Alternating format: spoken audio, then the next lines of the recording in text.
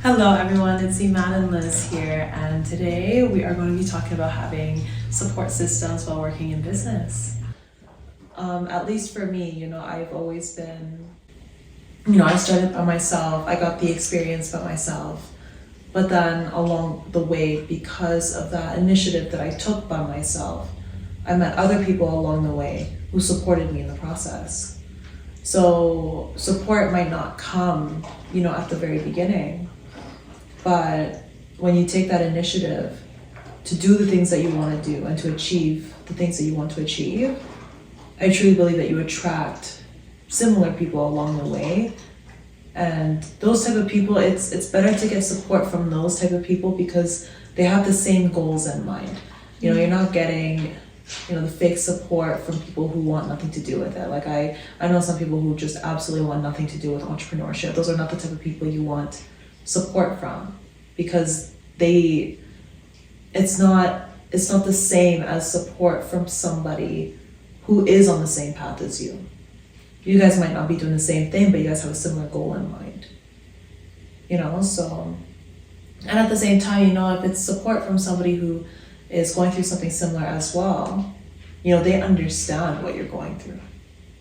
Because business in general is not easy. There's a reason why not many people do it. Because you have to work insanely hard. You have to work 1,000 times harder.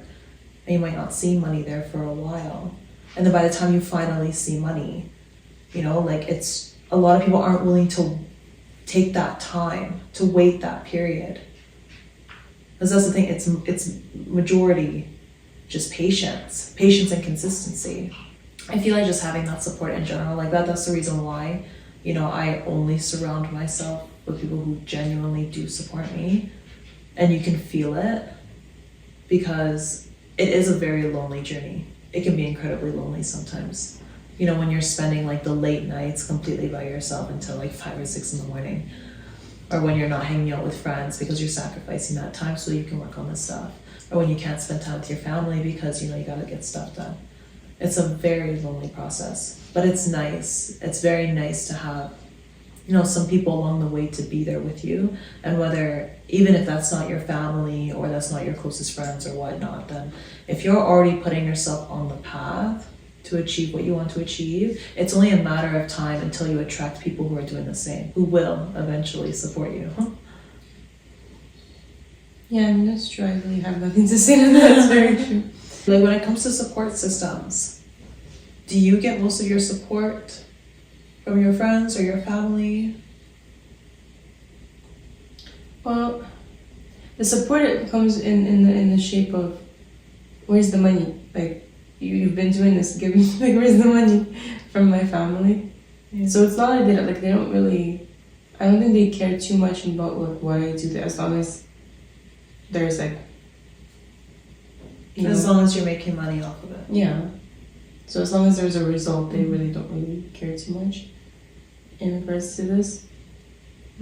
So it's in terms of support, I feel like in my case, I haven't really, I think that the different subcategories of entrepreneurship that I need support in is areas that I either don't have a lot of experience in, or it's in terms of, I guess, motivating me to continue going, and in times when when I'm at my lowest in terms of that do I even want to do this anymore, you know what I mean? Because having someone to remind you why you're in this in the first place. Well, not that, because I know why, but it's hard because sometimes you get the inspiration, you're like, whoa, I have all this that I want to do, right? But then there's moments when you're like, well, there's moments when you're like, oh, I'll just sleep in today, the extra long, it's a long weekend, whatever. Let me sleep. Or you're not disciplined, basically, where you just don't feel as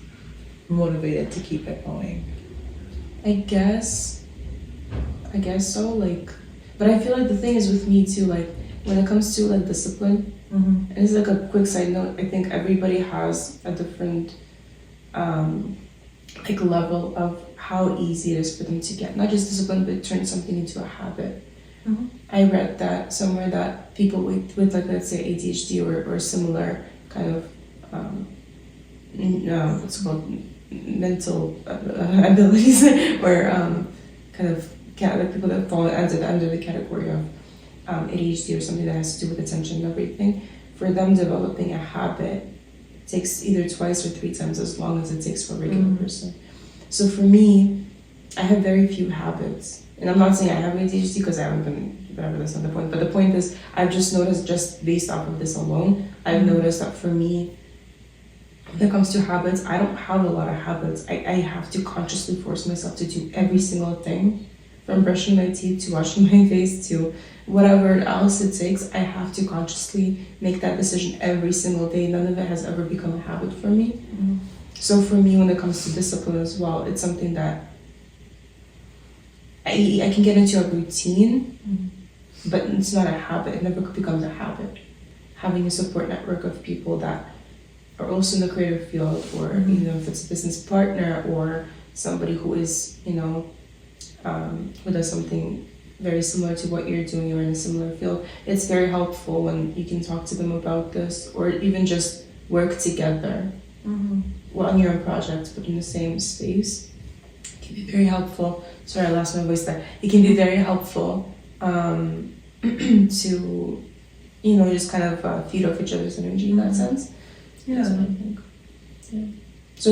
So short answer in my case, that's pretty much what it is. I think you would be a bigger inspiration because there's moments when it can be difficult for me to kind of keep at it, because I think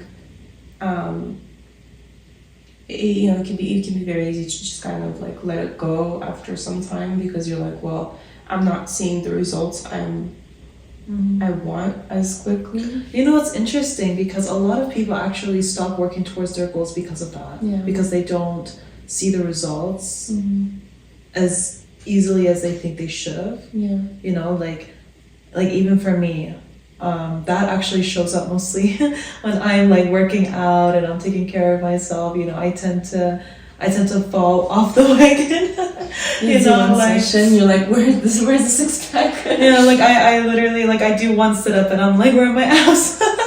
Not actually, but it's very similar in that sense. I think we all have things where we're very susceptible to, and I think training yourself to be more disciplined and training yourself to have a routine forces you to get things done whether you want to or not. And even if that means sacrificing other things and whatnot, at the very least, consistency every single day is the only way that you're actually ever going to get there. You can pull 10-15 hours one day, but if you pull 0 hours the next 2 weeks, you're not exactly going to get anywhere. But 3-4 hours every single day can push you so much further than just 10 hours once every week or so. I think it's harder for people who work in the field where to them it's a passion project, because passion comes and goes. So it can be, especially if the business that you're working on or the venture, whatever it is that you're doing, if it's something that relies largely on your passion to, and I guess inspiration for you to get to a point of you actually finishing and getting it done, and if it's a large scale project or large enough to where you can't finish it all in a couple of days or up to a week, let's say, if you need months and months and maybe even years of work put into this, then and you're relying solely on your inspiration and your passion, I don't personally think that's the best way to go. It's great if you have passion for a project or whatever it is. It's great if you have inspiration, but you can't rely on that solely, because that. And again, it comes and goes. Exactly. Yeah. No, it's all about discipline. Honestly, having a solid support system to also keep you on track of that. The whole goal is to be able to self-regulate yourself. You shouldn't have to rely on other people to be able to do this, but there's no shame in doing it anyway, because there's no shame in having that support and using it to get yourself into a habit where now you are disciplined, now you know what to do, and from there, who knows, you might meet someone else along the way who was in the same position that you were, and now you become that person for them. So I feel it's just a never-ending cycle. And it's actually quite nice because especially in the entrepreneurship community, we're all very, as far as I'm concerned, at least with the people that I've met, we're all very willing to talk to each other and to help each other and, throw ideas off of each other. Obviously, if we're in competition, that's different.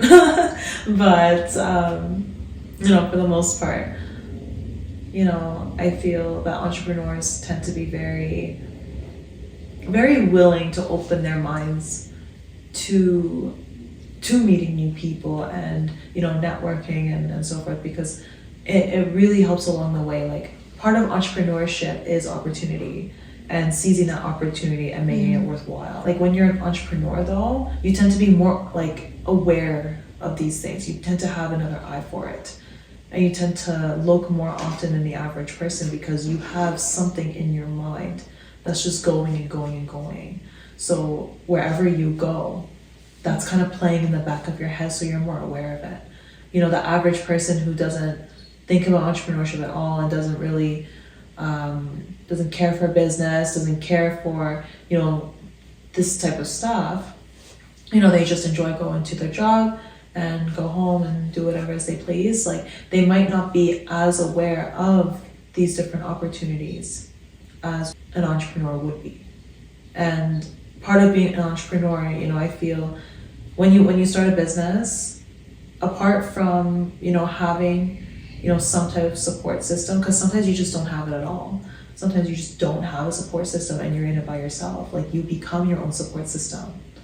But part of being an entrepreneur and actually starting your own business is actually learning how to seize opportunities and to discipline yourself and to make something happen for yourself, because we learn that you quite literally cannot make money in entrepreneurship unless you do something. Like, it is solely on you as an entrepreneur. Yeah, well, you have to do obviously something. Well, because the thing is, it's not just about showing up, it's actually about putting work. Because once you get to a point where you're working, like if you're working at a job, for example, some people just show up, put in the hours, they get paid. But that's not the same thing with entrepreneurship.